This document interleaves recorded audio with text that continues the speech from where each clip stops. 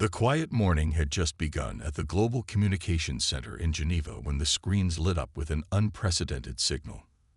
Director Han Ta-sun was sipping his morning coffee, going through routine reports when his screen flashed red. His coffee cup slipped from his fingers, shattering on the floor as his eyes fixed on the decoded message. "Sir, the signal. It's not from Earth." The young technician's voice trembled. "The patterns are unlike anything we've ever seen." Han leaned forward, his fingers dancing across the holographic interface. The message was crystal clear. Earth was no longer alone. The Galactic Confederation had made contact, and their words dripped with superiority and condescension. "Alert all major defense installations," Han ordered, his voice steady despite his racing heart. "And get me Admiral Park on the line. Immediately." Within hours, the news spread across the globe. Humanity had prepared for this moment for decades, but the reality still felt surreal. The Galactic Confederation's message made it clear they viewed Earth as nothing more than a primitive backwater world in need of guidance. Admiral Park Ju-won stood in the command center of Earth's hidden orbital defense station, watching detailed scans of the approaching alien fleet. The vessels were beautiful, sleek shapes that seemed to defy physics, their hulls gleaming with an otherworldly sheen. "Maintain blackout protocols," Park commanded. "Let them see only what we want them to see." The alien ships moved with graceful precision, completely unaware of the countless stealth satellites tracking their every move. Earth's true defensive capabilities remained hidden, cloaked by technology that had taken decades to perfect. As the diplomatic reception approached, Earth's leaders gathered in Geneva. The Confederation had chosen the location, believing they were accommodating what they saw as humanity's limited transportation capabilities. They had no idea that humanity's quantum tunneling transport system could have brought delegates from anywhere on Earth in minutes. The first alien ship descended through the atmosphere, its crystalline structure catching the sunlight in rainbow patterns. Admiral Park watched from the observation deck, his face carefully neutral as the ship landed with theatrical precision on the designated pad. The Confederation's ambassador emerged, a being that seemed carved from living crystal. Its translucent form shifted colors as it moved, creating an impressive display that was clearly meant to awe the primitive humans. Behind Park, Earth's delegation maintained perfect composure, despite the alienating arrogance radiating from their visitors. "Welcome to Earth," Park said, bowing slightly. "We are honored by your presence." The ambassador's crystalline form pulsed with colors as it spoke, its words translated by advanced systems both sides had agreed upon. "We are pleased to find your world at last, young ones. The Galactic Confederation has much to teach you." Park noticed the subtle patronizing tone, the way the ambassador's colors shifted to what he assumed were patterns used when addressing children or lesser beings. He maintained his diplomatic smile, all while knowing that dozens of advanced weapon systems were locked onto the alien ship, hidden by technology that rivaled or surpassed anything the Confederation had displayed. "We look forward to learning," Park replied, catching Director Han's knowing glance from across the reception area. They had practiced this moment countless times, playing the role of the humble, developing civilization while hiding their true capabilities. The ambassador began a clearly rehearsed speech about guiding humanity into a new age of enlightenment. As it spoke, more crystalline beings emerged from the ship, each carrying devices that were obviously meant to impress. What they didn't realize was that Earth's scientists had already developed similar or more advanced versions of most of these technologies. Through it all, Admiral Park maintained his pleasant expression, even as the ambassador explained basic space travel concepts, as if speaking to children. Behind his composed exterior, he thought of Earth's vast fleet hidden in dimensional pockets around the solar system, of the quantum-linked defense grid that could respond to threats faster than light itself, of the AI systems that had already analyzed and found weaknesses in the Confederation's ship designs. The first day of contact stretched on, filled with diplomatic pleasantries and thinly veiled condescension from the alien visitors. As the sun set over Geneva, Casting long shadows across the diplomatic compound, Park stood at the window of his office, watching the crystalline ship gleam in the fading light. Director Han joined him, both men sharing a moment of silent understanding. "They have no idea, do they?" Han finally said, his voice barely above a whisper. Park shook his head slightly. "No. And for now, that's exactly how we want it. Let them think we're simple. Let them underestimate us." He turned from the window, his expression serious. "History has taught us that it's better to be underestimated than feared, at least until the right moment comes." As night fell over Earth, the Confederation's representatives retired to their ship, satisfied with their perceived superiority. They didn't notice the quantum sensors mapping every inch of their vessel, the AI systems analyzing their every word and gesture, or the hidden defenses that could have reduced their ship to atoms in microseconds. Earth's first official contact with galactic civilization had begun exactly as planned, with humanity's true power hidden beneath a carefully crafted mask of humility. The game of deception had started, and humanity was already several moves ahead. The morning sun cast long shadows across the military base as Assessment Officer Kim Do-ha adjusted his atmospheric suit's settings. His crystalline form shimmered with satisfaction as he documented another seemingly primitive Earth military installation.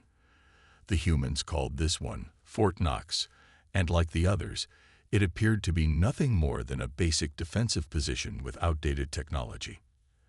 "And these are your main battle tanks?" Kim asked, his translation device conveying barely concealed amusement as he gestured toward the line of armored vehicles. Lead Ninji nodded, maintaining her carefully practiced expression of pride mixed with slight embarrassment. "Yes, Officer Kim. Our M1F5 Abrams tanks are the backbone of our ground forces." She didn't mention that these tanks were actually hollow mock-ups, while the real ones were hidden in underground quantum hangars, equipped with technology that would make the Confederation's military leaders lose sleep. Kim's crystalline form flickered with what the humans had learned was their equivalent of a condescending smile. He made detailed scans of the vehicles, noting their seemingly primitive projectile weapons and basic armor.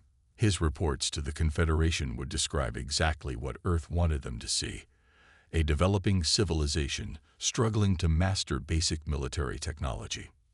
"Your command structure is quite interesting," Kim noted, reviewing the organizational charts Lee had provided.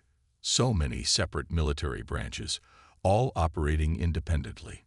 It seems rather inefficient." Lee nodded apologetically. "We're still working on improving coordination between our forces. In reality, Earth's military was connected by a quantum neural network that could coordinate global operations in microseconds, but Kim didn't need to know that."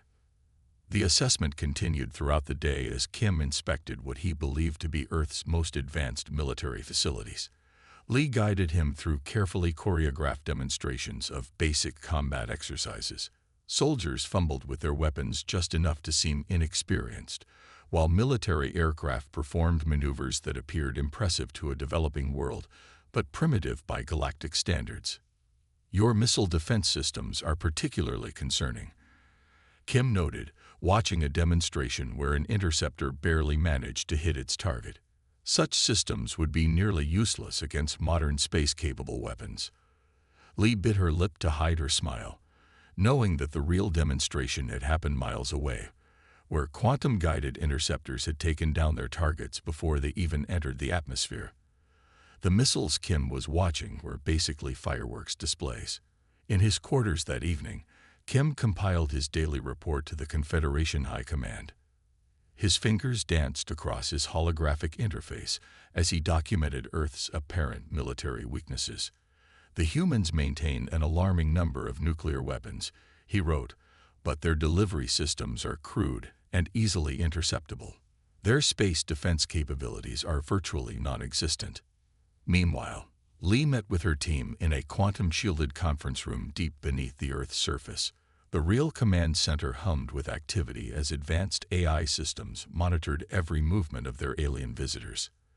"They're buying it completely," one of her officers reported, showing holographic reconstructions of Kim's scans.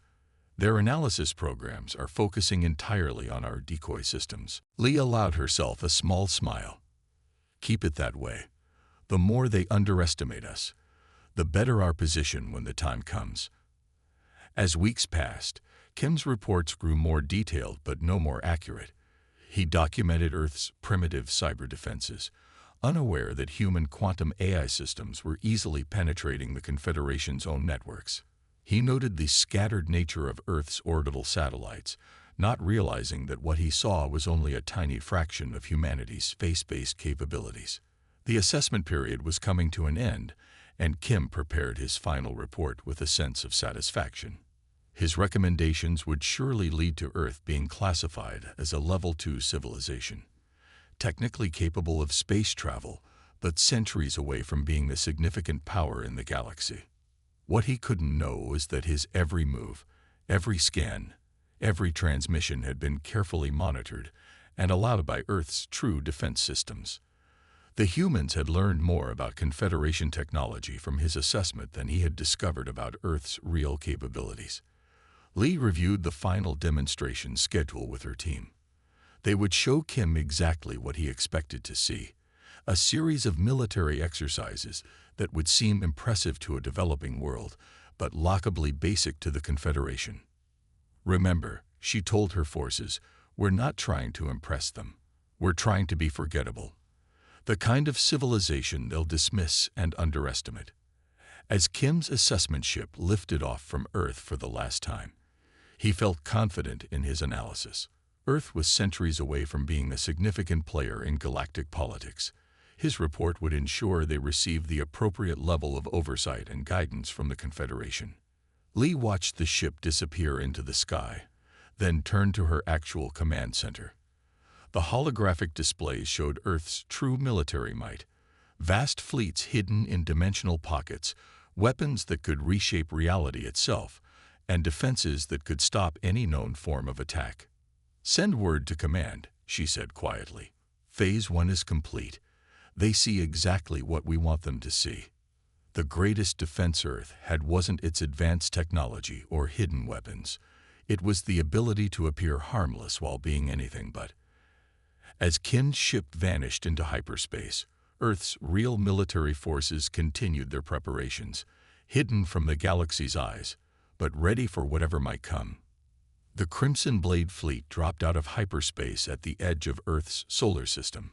Captain Rax leaned forward in his command chair, his mandibles clicking with anticipation as he studied the blue planet on his view screen. His fleet of 30 warships represented the most feared pirate force in the sector, and this primitive world looked like easy pickings. The Confederation's assessment reports confirm it. His first officer reported minimal orbital defenses, basic weapons technology, and scattered military forces. They won't know what hit them. Aboard Earth's hidden command center, Colonel Yoon Jae-ho watched the pirate fleet's approach on quantum-linked displays.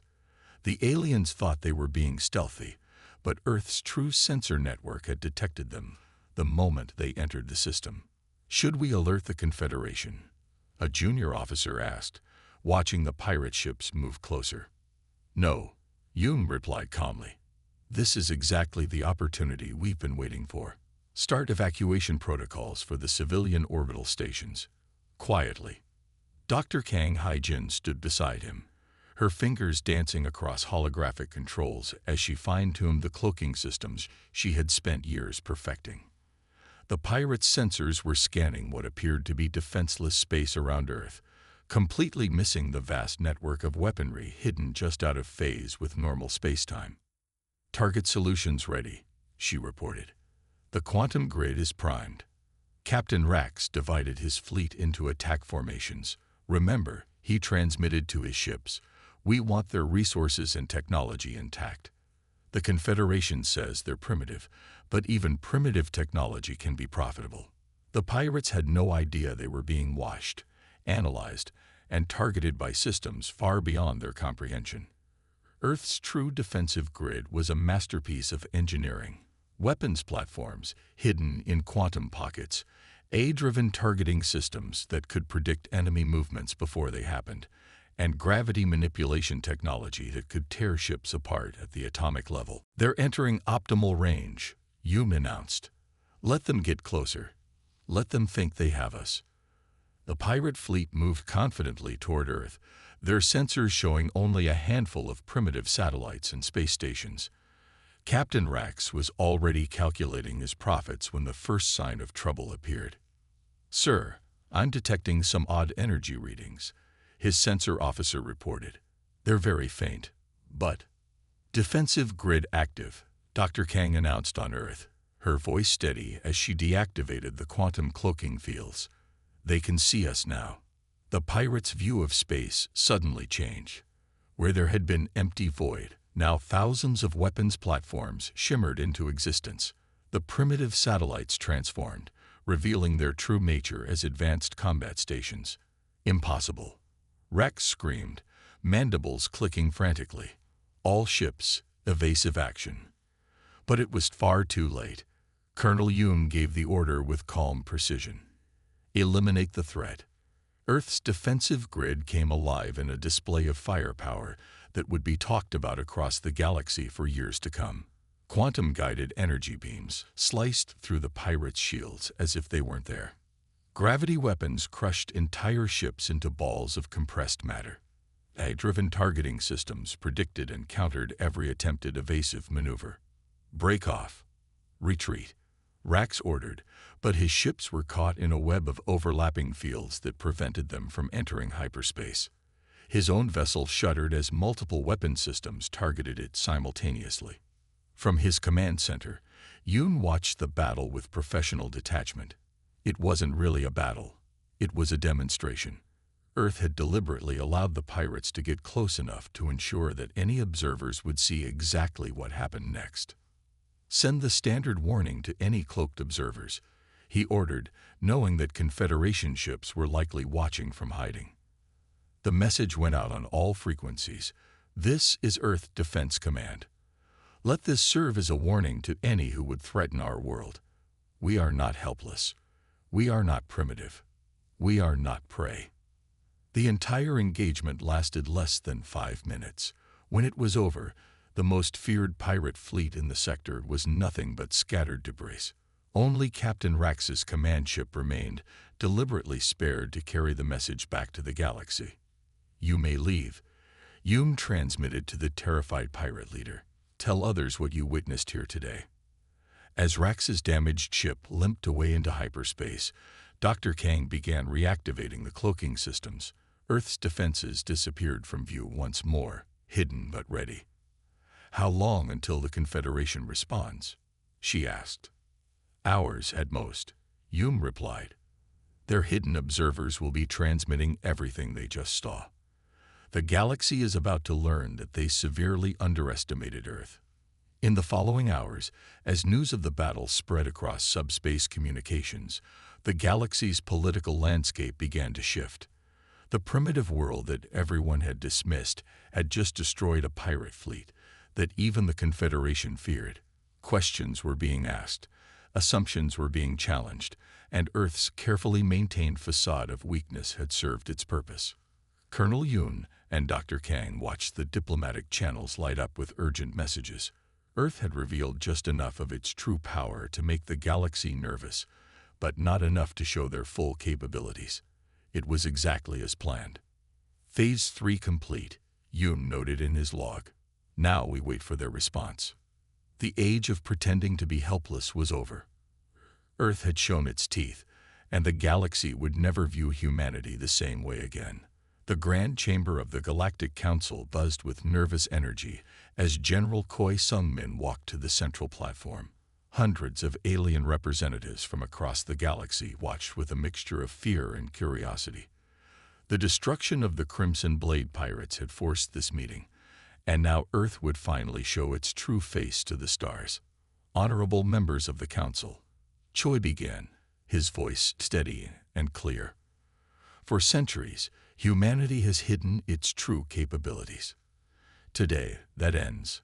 The holographic display behind him sprang to life, showing detailed schematics of Earth's quantum phase stealth systems. Gasps echoed through the chamber as the alien delegates realized the implications. These weren't crude cloaking devices. They were technologies that could hide entire fleets in the spaces between reality. What you thought you knew about Earth was a carefully crafted illusion. Choi continued. Those scattered military bases you observed. Decoys.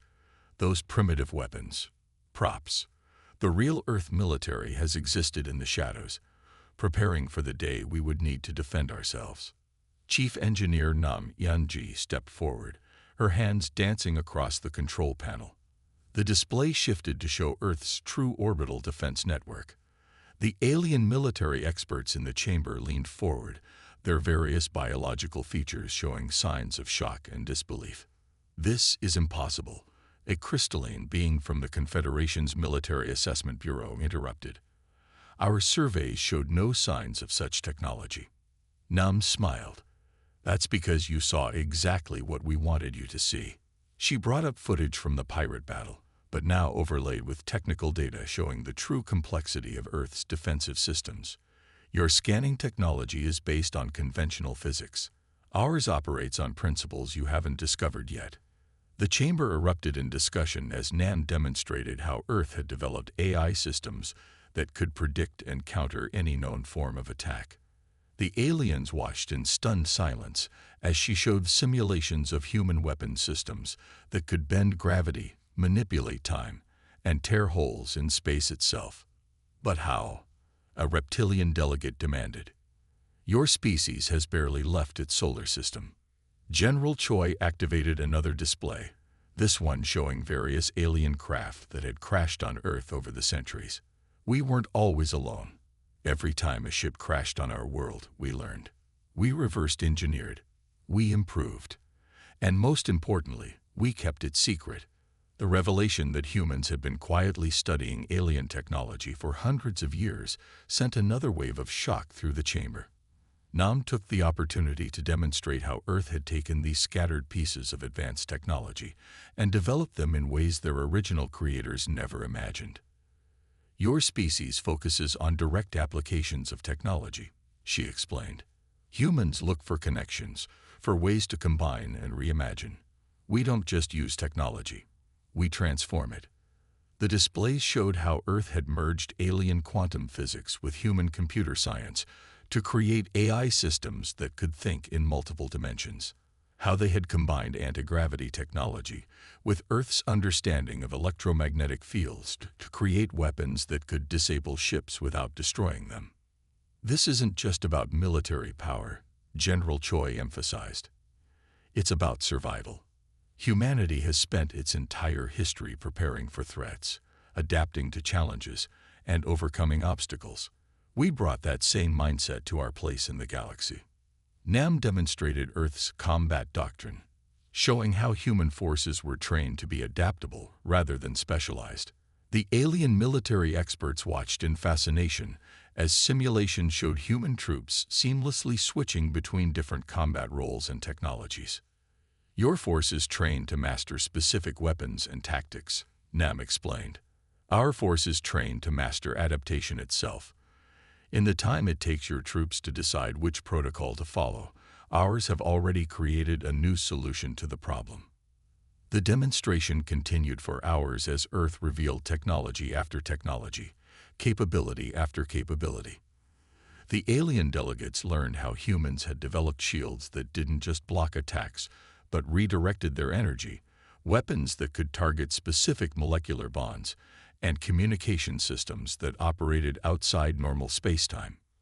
We are not showing you these things to threaten, General Choi concluded. We are showing you because the time for deception is over. Earth is ready to take its place as an equal member of the galactic community. As the presentation ended, the chamber remained silent. The aliens were processing the revelation that the primitive species they had patronized now possessed military technology that matched or exceeded their own. The Confederation extends its official recognition of Earth as a major military power, the High Chancellor finally announced, their crystalline form pulsing with what humans had learned was embarrassment. As General Choi and Nam left the chamber, They could hear the beginning of what would be months of diplomatic discussions. Earth's revelation would reshape galactic politics, but that had always been part of the plan. "Do you think we showed them too much?" Nam asked quietly. Choi smiled. "We showed them exactly what we needed to, enough to earn their respect, but not enough to reveal everything.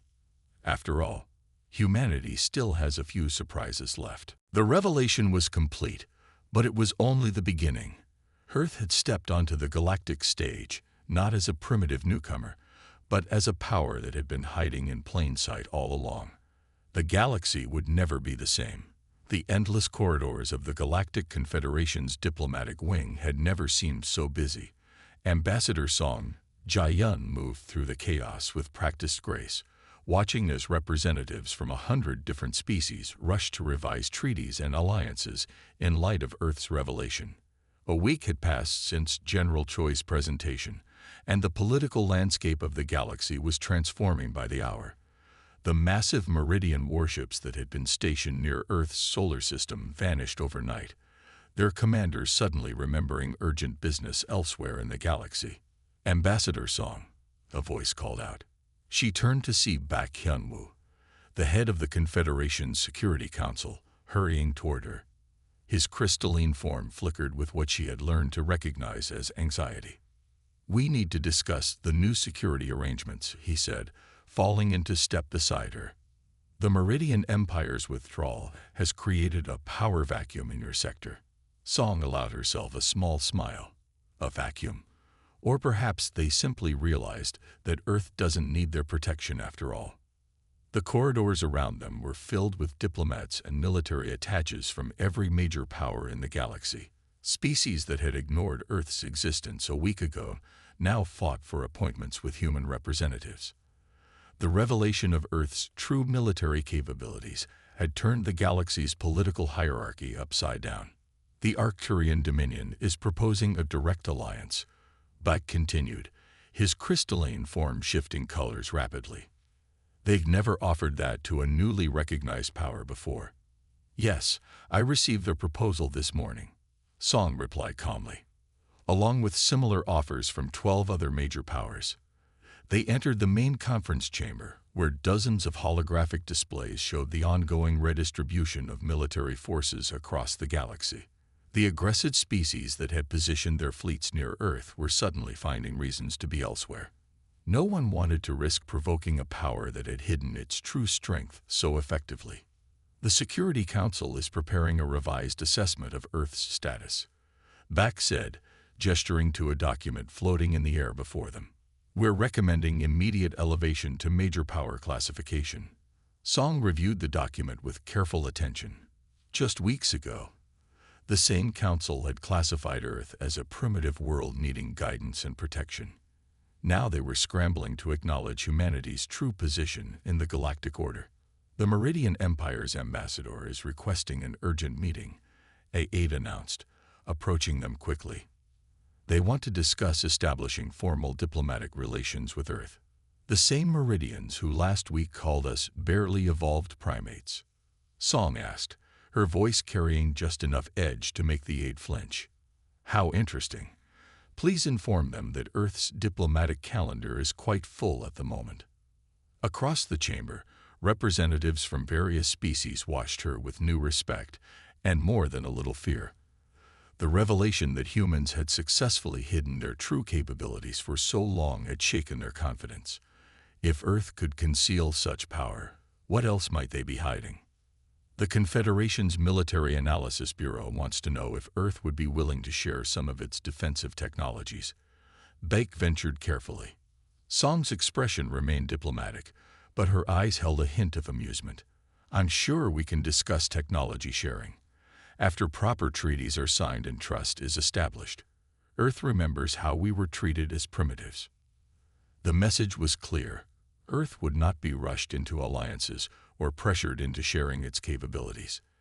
The species that had looked down on humanity would have to work to earn its trust. Throughout the day, Song moved from meeting to meeting, handling the diplomatic chaos with measured precision. She watched as the galaxy's political map was redrawn around Earth's newly revealed power, Species that had been enemies for centuries suddenly found common ground in their desire to establish good relations with humanity. The Confederation Assembly has approved the status change, Buck announced late in the day. Earth is officially recognized as a major power, with all associated rights and privileges.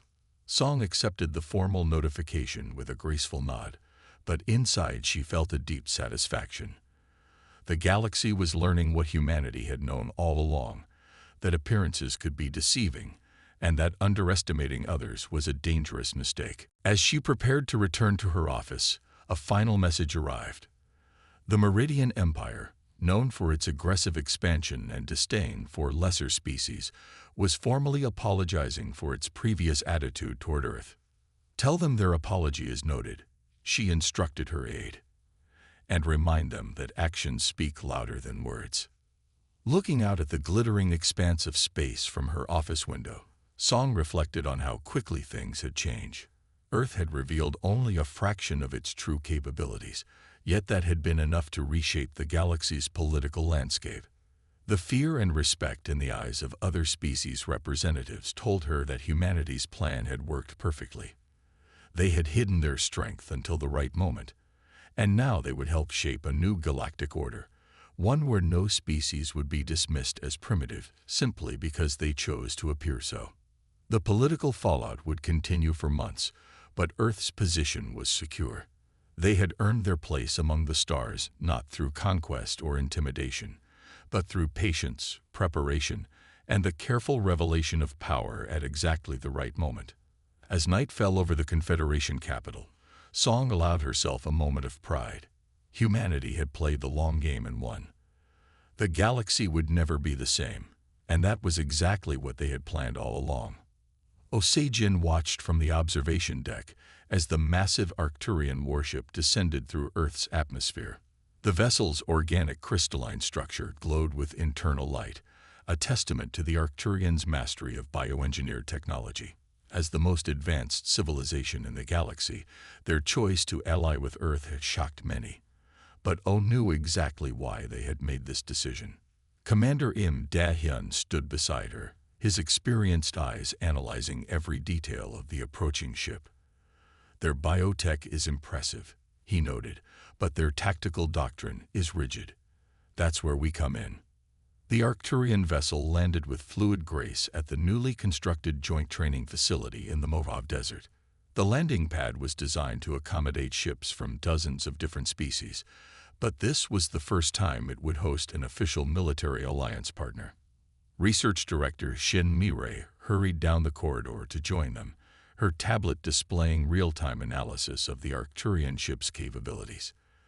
"Their defensive systems are even more advanced than our initial estimates," she reported with barely contained excitement.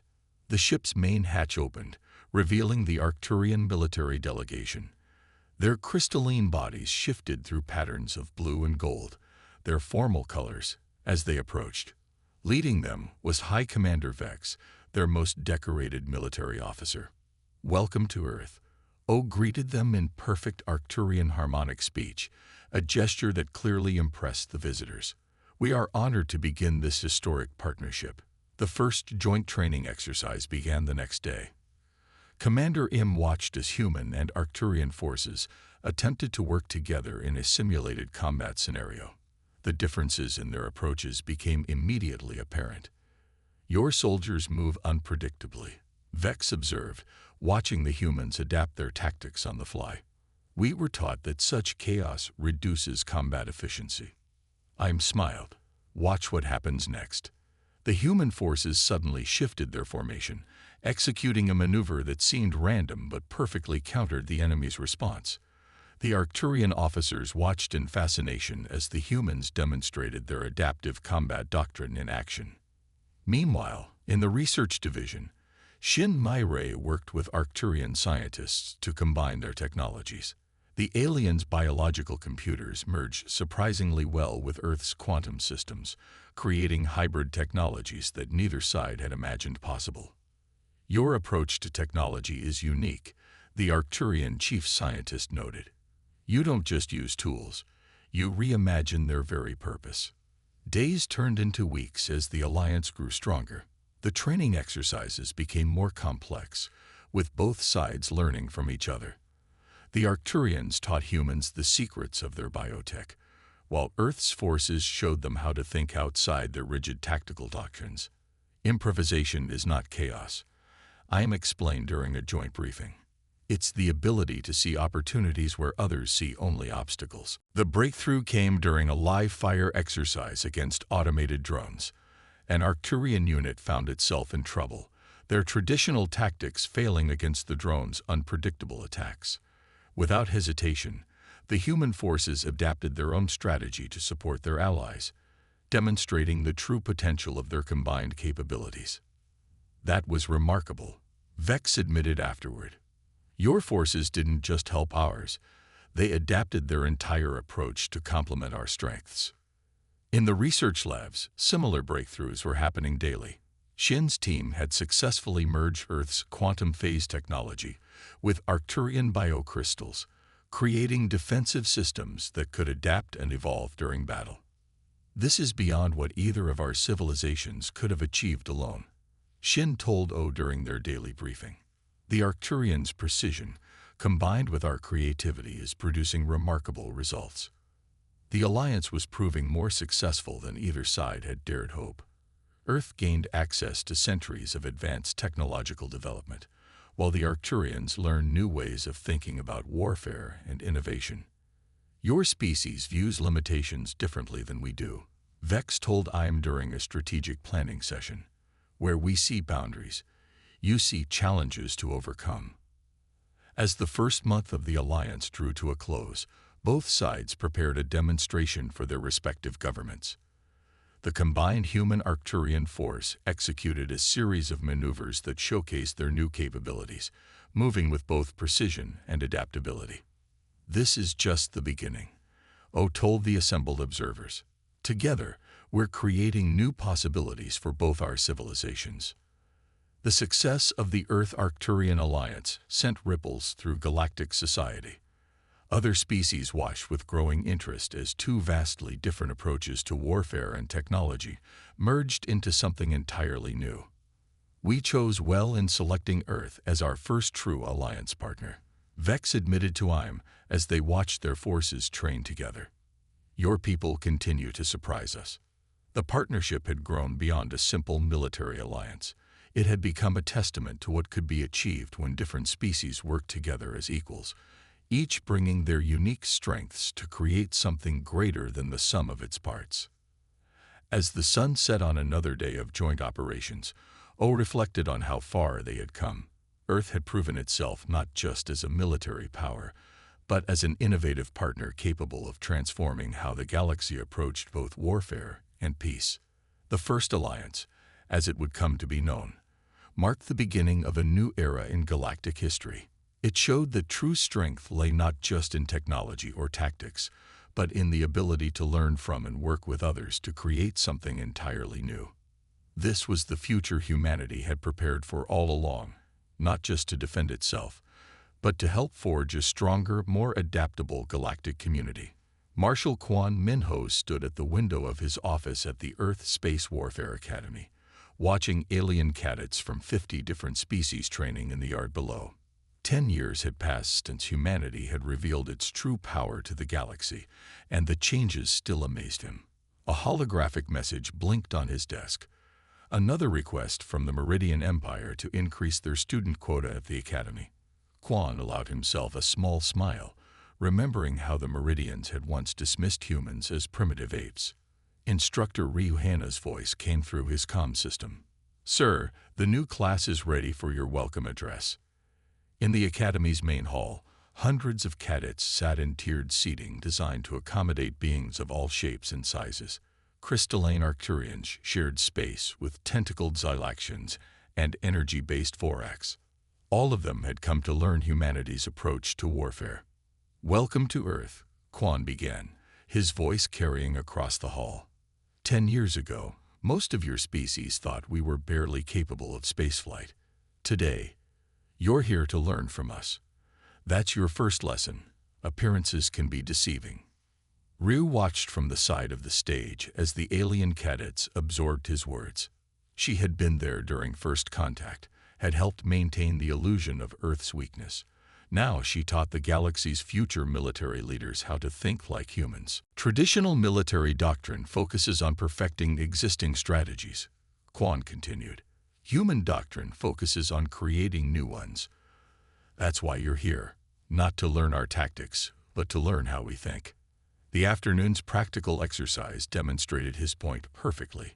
Ryu led a mixed group of alien cadets through a combat scenario. When their traditional approaches failed, she showed them how to adapt, to see possibilities where their training told them there were none. Incredible, a young Arcturian cadet commented after successfully completing an impossible scenario. We would never have considered such an approach. In the advanced training wing, veteran officers from across the galaxy worked with human instructors to unlearn centuries of rigid military thinking. Species that had once been bitter enemies now trained side by side, learning that cooperation could be more powerful than competition. The galaxy is changing, Ryu told her senior class. The old hierarchies based on technological advancement are giving way to new ones based on adaptability and innovation. Earth's influence extended far beyond military matters. The Academy's research division, where human scientists worked alongside alien experts, continued to produce breakthrough technologies that combine different species approaches in novel ways. We don't just teach combat, Quan explained to a visiting delegation. We teach evolution, of tactics, of technology, of thinking itself. The results were clear in the galaxy's changing power structure. Species that adapted human principles rose in influence, while those that clung to old ways found themselves increasingly irrelevant. Later that day, Ryu observed a group of cadets during their free time. A Meridian warrior was teaching a human student their traditional martial arts, while nearby, a human instructor showed a Zalaxian how to think creatively about tentacle-based combat. When I was younger, an elderly Arcturian instructor told her, we thought we had reached the peak of military evolution. Your species showed us how wrong we were. The Academy's success had led to similar institutions being established across Earth, each specializing in different aspects of human military innovation. The galaxy's best and brightest competed fiercely for spots in these programs. As night fell over the Academy, Quan reviewed the day's training reports. The latest class was breaking all previous records for adaptation and innovation. The galaxy was learning, evolving, becoming something new. Did you ever imagine this? Ryu asked him, entering his office with the next day's schedules. When we were pretending to be primitive, did you think we'd end up teaching the galaxy? Quan shook his head. We prepared for everything. Invasion, isolation, war. But this, he gestured to the window, where aliens and humans walked together under the stars. This is better than anything we planned for. The Academy had become more than just a military school. It was a symbol of how far both humanity and the galaxy had come. Species that once looked down on Earth now sent their best and brightest to learn from humans. Tomorrow's graduation ceremony will be broadcast across the galaxy, Ryu noted. The first class where every major species is represented. As they prepared to leave for the day, a message arrived from the Galactic Council. They were officially recognizing Earth's military doctrine as the new standard for interspecies warfare. The galaxy had finally embraced the human way of thinking. 10 years after revealing their true nature to the stars, humanity had achieved something remarkable. They hadn't just earned their place in the galaxy. They had helped create a new galactic order, one based on adaptation, innovation, and cooperation. The lesson that had begun with first contact was now complete.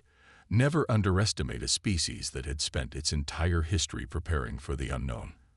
For in that preparation laid the seeds of not just survival, but of transformation. As the Academy's lights dimmed for the night, the stars above seemed to shine a little brighter, illuminating a galaxy forever changed by humanity's revelation of its true nature.